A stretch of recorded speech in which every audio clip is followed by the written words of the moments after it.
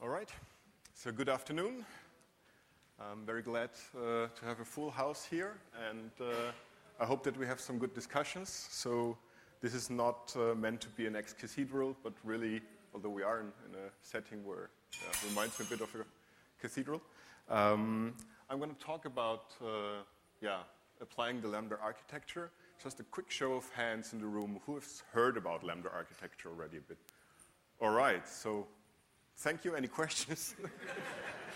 Okay, I hope I have the one or the other thing you might not have thought about yet, but this is actually a good sign. It really shows that there is already quite some take-up, and then let's use that session really to exchange experiences. So I encourage you to jump in and come up with your own experiences in that context. And now I hope that the clicker works. Or not.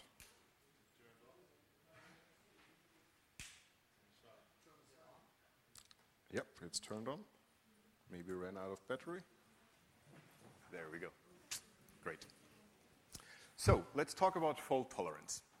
I think we can agree that in the context of Hadoop, we essentially assume that the hardware more or less is not very reliable. We embrace failure there.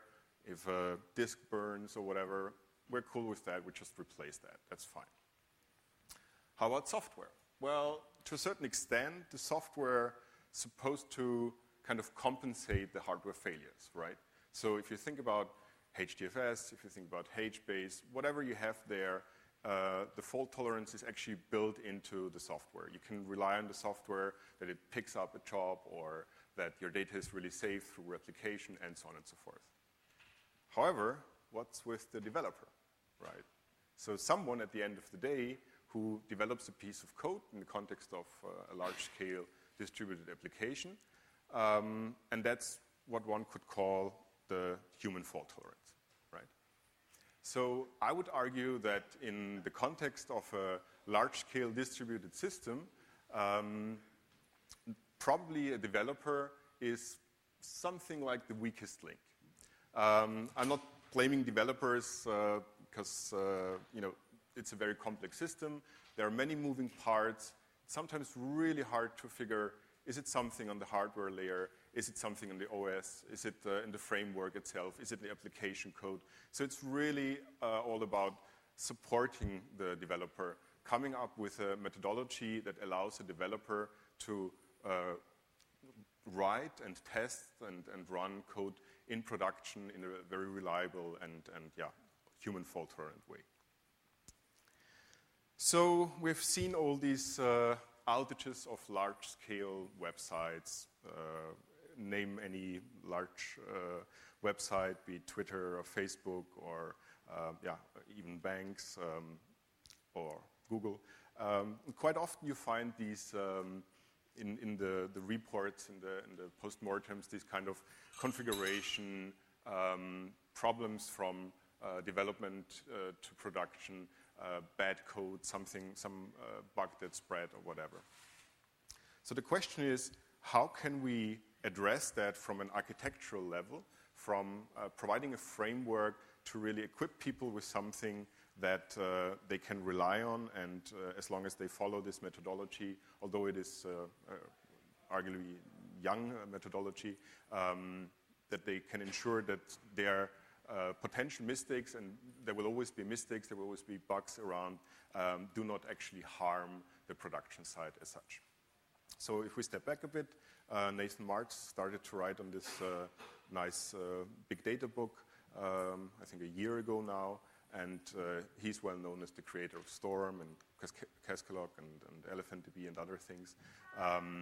He's currently doing his preparing his stealth startup. He still wouldn't reveal what exactly he's working on, but I would imagine that it's probably around this area somehow.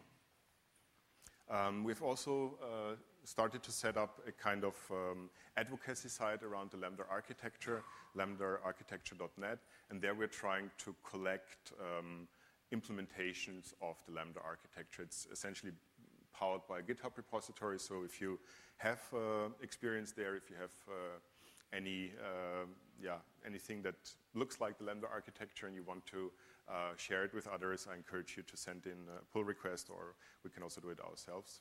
So far we have only a few of them really there. Quite often we find it also with customers that people are doing that already but are not able or willing to actually talk about that in public yet. So what are the requirements? Where does the whole thing come from? Obviously, as I said, Nathan Marks originally came up with a number of requirements. So one of the key points there, it's really both, it should be fault tolerant both towards the hardware failures and the human errors. So this human fault tolerance aspect is a big one. Another requirement there is that it's supposed to support a variety of use cases.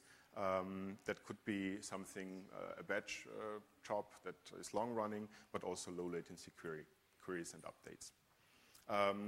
Almost naturally, we expect that it's scaling out linearly, so adding new more nodes essentially allows us to crunch more data or scale out in that sense. And it should also be extensible so that you don't end up reinventing the wheel, and you can accommodate new features quite easily. So these are that's the starting point if you want. So this is the Lambda architecture from an overview point. I will come to a more concrete example in a minute, but essentially you have these three layers: the batch layer, the serving layer, and the speed layer.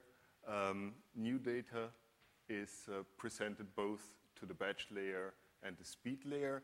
I just point out that it not necessarily has to be stream data, so even if you have a database dump or whatever, it's perfectly valid.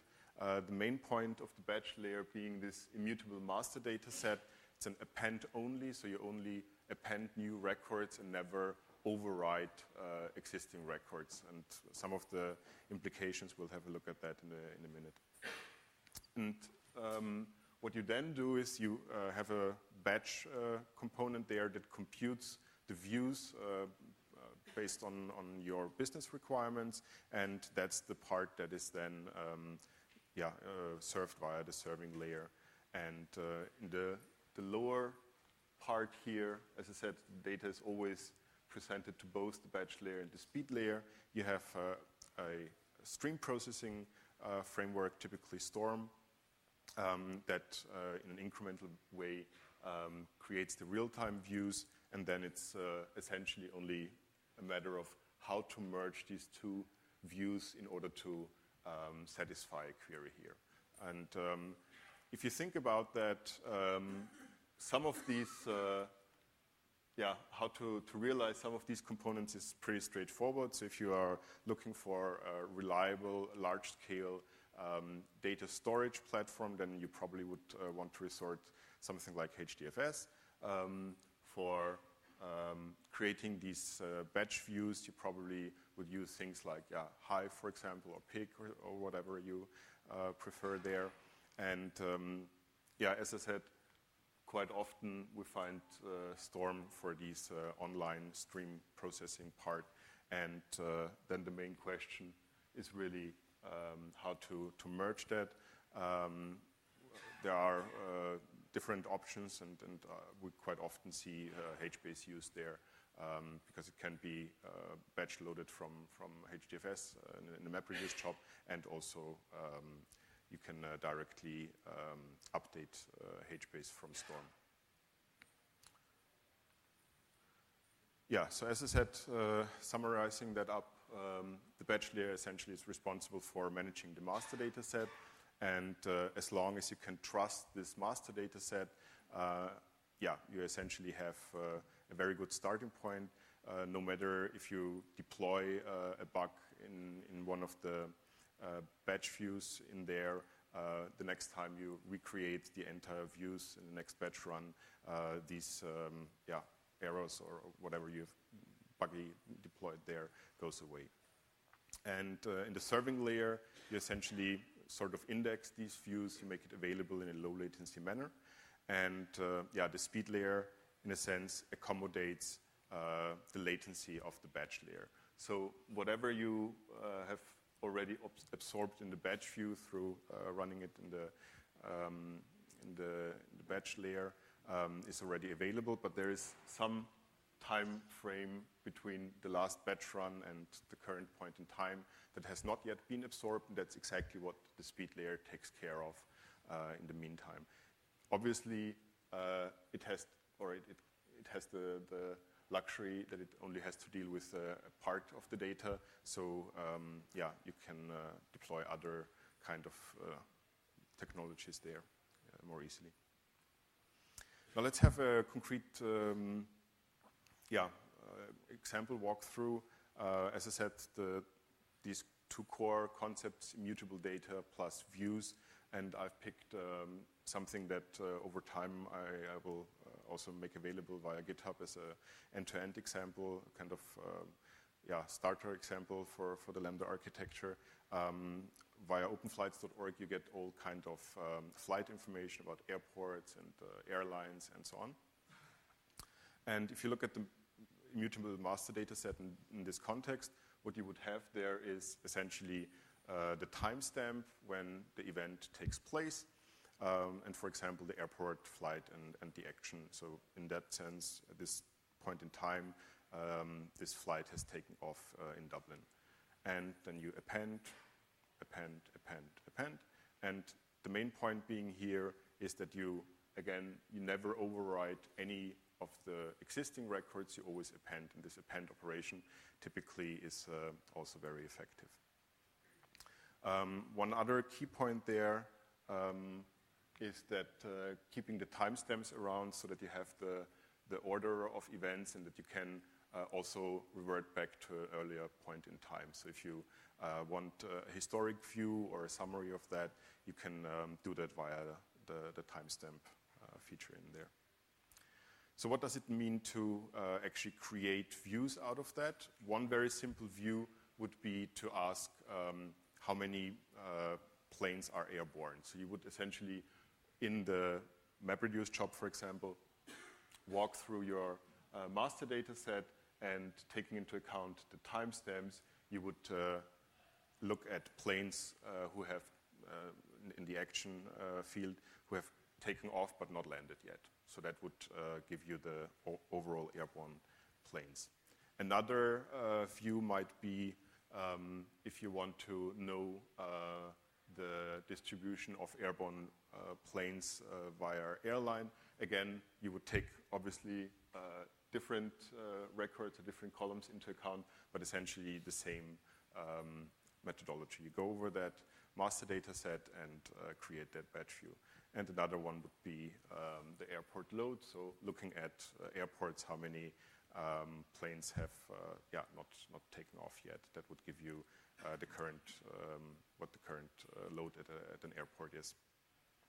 And again, this is really, as it is immutable data set, this is done in batch mode, depending on your SLAs and your requirements. Could be every hour, could be once a day.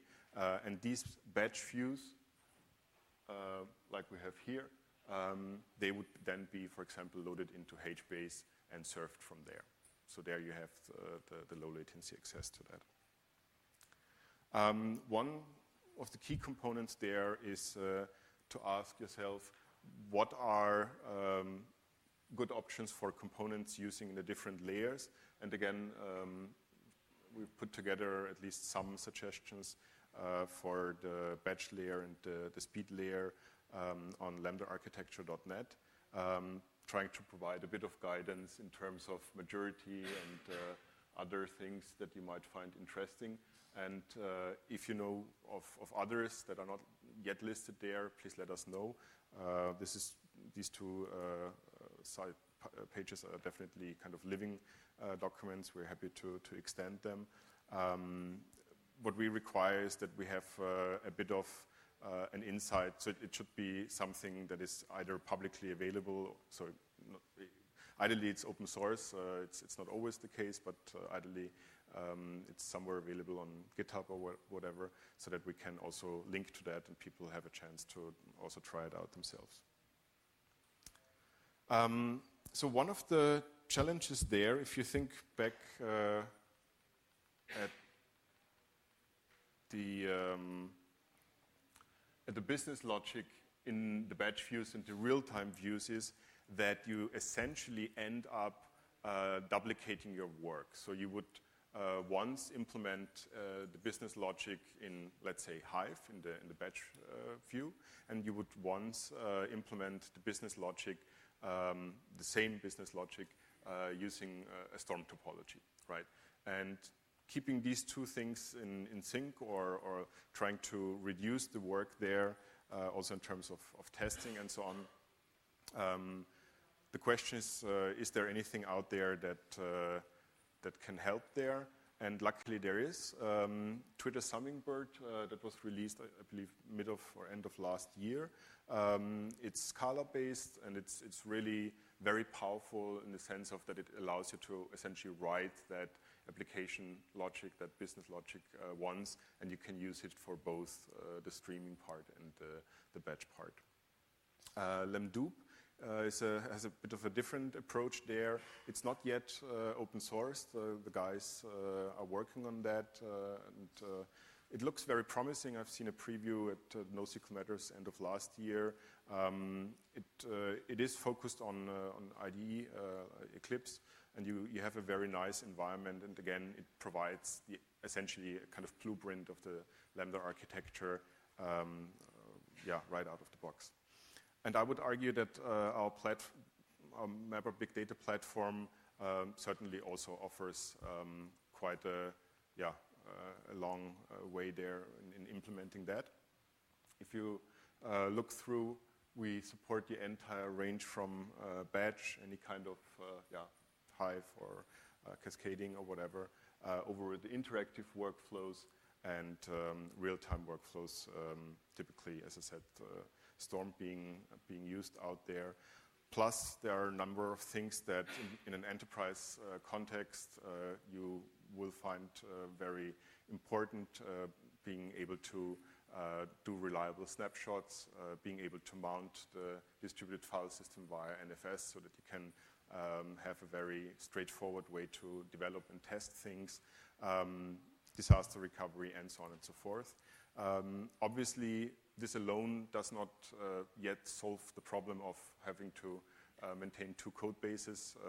So what we see more and more is people using things like Hummingbird on top of our platform and solving the problems there with it. And I think that was already it. Yeah, so I'm, as I said, more than interested in and encourage people to come up with not only questions, but maybe also sharing their experience in the realm of the Lambda architecture. So let's start the discussion. Yes, please. It's a question. Yeah. You talked about keeping timestamps around. Mm-hmm. Would you recommend receiving the timestamps from data source or Right. assigning them when you get the data? Right. What's the right approach? So just to be clear, these timestamps, as I've shown here, those are the timestamps. If you consider the data you have there as your master data, so that's the data you trust, that's perfectly viable to assign it locally when you append or when you update the master data set there. It wouldn't. Yeah. Assuming you receive them not already. Otherwise, Right. Yes. I give you that. It's just a matter of, if you have many different sources and you can't enforce to synchronize them, how reliable would that be? So that's the main question. I've mostly seen it, the timestamp being assigned at the append time there. Yeah. Yes, please.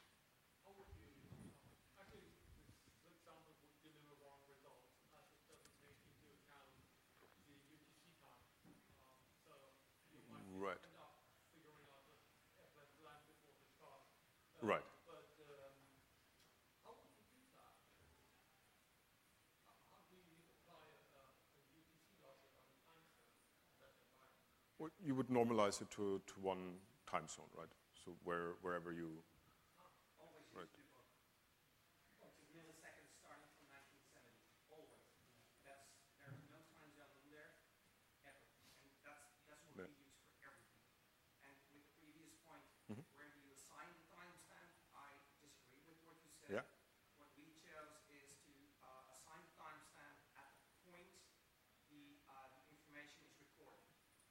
Right. You require everything to run under NTP.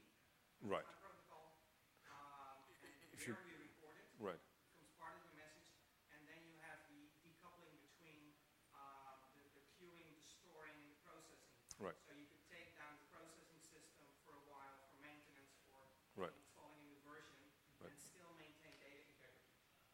Yeah, if you have the control over that, it's not always given that all the data sources are directly that you can use NTP to synchronize. But yes, throughout viable, yes. Any more?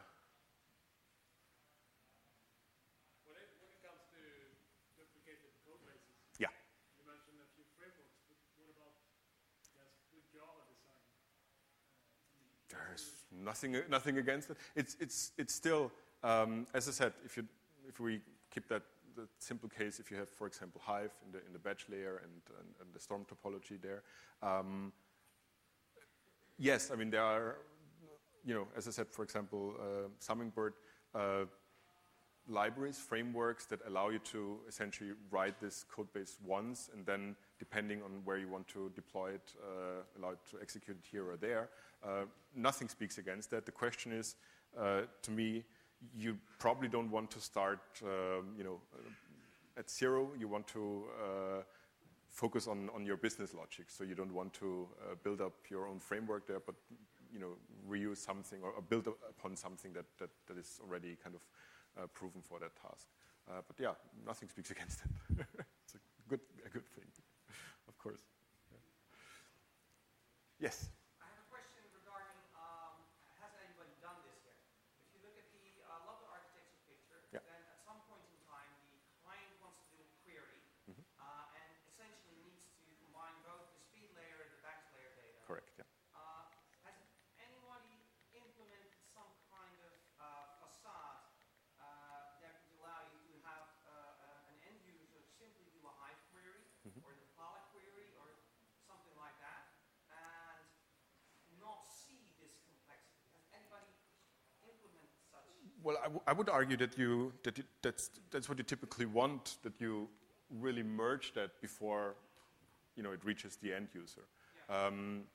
The reason why there is no explicit merge layer or whatever in there is just simplicity. I discussed it with Nathan. Architecture, that's fine, but Yeah. in practical implementation. Right, right.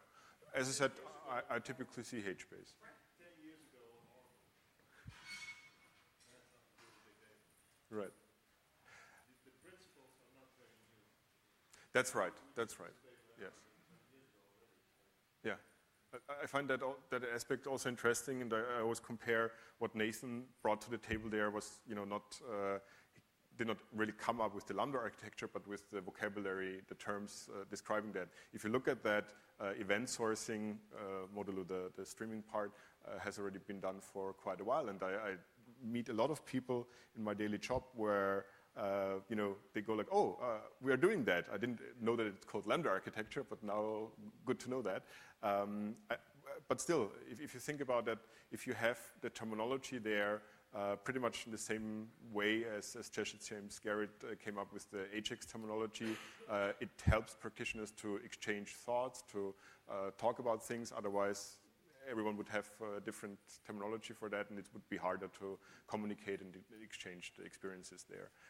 So that's why I said, yes, I totally agree. It's something that has been around for quite a while, but I would still argue that in the last couple of years, most of the necessary components to do that at scale have been made available, and that makes a huge difference in terms of, pretty much everyone can now do that, but it's still, as I said, early days.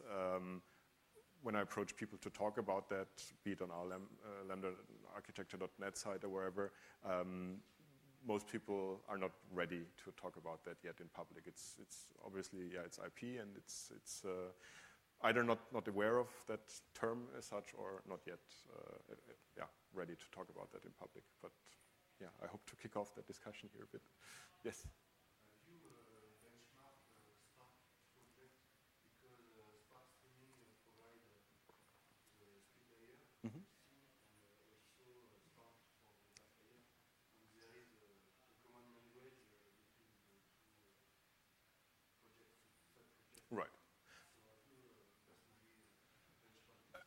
No, I personally haven't. I know of colleagues who have had a look at that, and that's why I'm saying the selection of the components to realize a certain layer, that's kind of orthogonal to the architecture. The first step is buying into that architecture, seeing the advantages in terms of also the human fault tolerance, and the kind of second step to it is to select the components for each of the layers.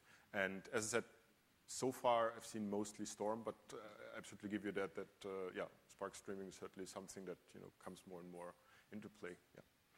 Sorry. Yeah.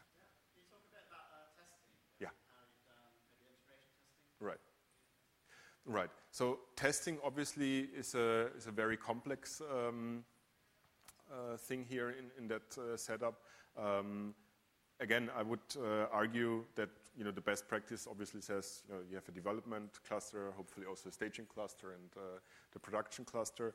And the question then is, in terms of testing, besides unit testing, the basic functionality, quite often you only, once you go into production, discover, when you see the whole data, what potential outliers or what potential data that you haven't seen in development stage yet can really cause. So this is something I would still argue where I think we need also more tooling around that to have it available essentially from a developer point of view as a IntelliJ or Eclipse or whatever plugin, but also being able to stretch the entire range from having something locally there over staging to production. And yeah, both the tooling and the best practices are still kind of lacking, to be honest, there. Yeah. It's kind of, I often see homegrown approaches that are not very reusable or shareable. But yeah, it's definitely a lot of so that would be a business idea. If someone is about to do something there, I would definitely buy into that. Yeah. Yes, please.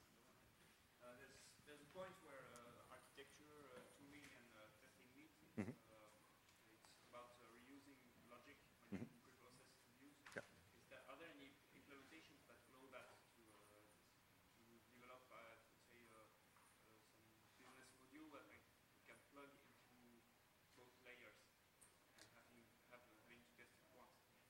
As I said, the only already available as open source is Twitter Hummingbird. That's the only thing I know of. But again, there might be people who might be working with something, like I stumbled upon the Lamda stuff. Other than that, I so far know of none other than that. Unfortunately. Would be good. Yes, please. The batch layer kind of suggests that you reiterate over your whole data set every Yes. time and recompute everything. Yes. I mean, it makes sense for few views maybe, but let's say you have 100,000 views and you have lots of data. Yes. In a traditional data warehouse, you would have loaded like the last day and would have used an incremental approach. I mean, how would people implement that? Would they like chunk time frames and do the same, or Right. every time go forward? So yes, there are, and I just refer you to that wonderful book. There are ways to do incremental views also there. There are, as far as I know, no studies around that, how big the impact would be if you think back of the human fault tolerance in terms of potentially creeping some errors in there. So the kind of safe option is to always recompute the entire views and having this eventual accuracy or whatever you want to call it. But yes, so there are suggestions, or there are ways to do incremental also for the views in the batch layer. But yeah, I would argue that the kind of simpler and more straightforward ways is just to do the batch for the entire master data set. Yeah. But I think you're spot on. Yeah. Any more questions? Yes, please. How do you make the stream process fault tolerant? So this is stated that streaming through. How do you make that Right. fault tolerant? So again, for these components, you always assume you have a fault-tolerant framework or library. I'm mainly familiar with Storm. there are a number of techniques there, acknowledging the tuple as it goes through and so on, that you can rely on, that each message gets processed, and if some worker node dies, that it gets reprocessed and so on. So you essentially assume the components that you're using in these different layers, that they come up with, if you remember the very first slide, that the software as such is really fault tolerant. You essentially build upon these fault tolerant components. Yes. I'd say that for a lot of use cases, for the Lamda architecture, it's a great thing that you can treat the speed layer as highly volatile. Basically saying, yeah, it's nice to have. I'm happy with having this very near to close to real-time data 95% Right. of the time. The rest I can go with the Dutch. And that's fine. Of course, that's fair to say, because eventually it will be compensated, but still. Enabler as well, because Yeah. you can write your speed base without high availability data, and you can focus on this. Yes. It pretty much depends on your requirements. I mean, if the application, I don't know if you do some financial transactions or whatever, where you need to guarantee that each transaction is only processed once or checked against something, you would probably still want to have a very reliable speed layer. But the observation is correct. It will eventually, compensate and override that. It's obviously use case specific, but for a lot of times when you go through the use case, you know that this is really not critical, but it's a very nice to have thing. So Right. then you can implement it in a much cheaper way. Right. And it will work most of the time. Right. So as I said, from the practice, the main weakness in my understanding is really, can you trust this immutable master data set? So as long as you have some data platform there that really where your data lives, and you can be sure that the data stays around for good, you're pretty much sorted. Everything else is human fault tolerant, of course. If you remove the master data set or whatever, then also the Lambda architecture does not help you out there. Okay. All right. Then I again encourage you to send in use cases or implementations to our site. It's open, and thank you for your attention.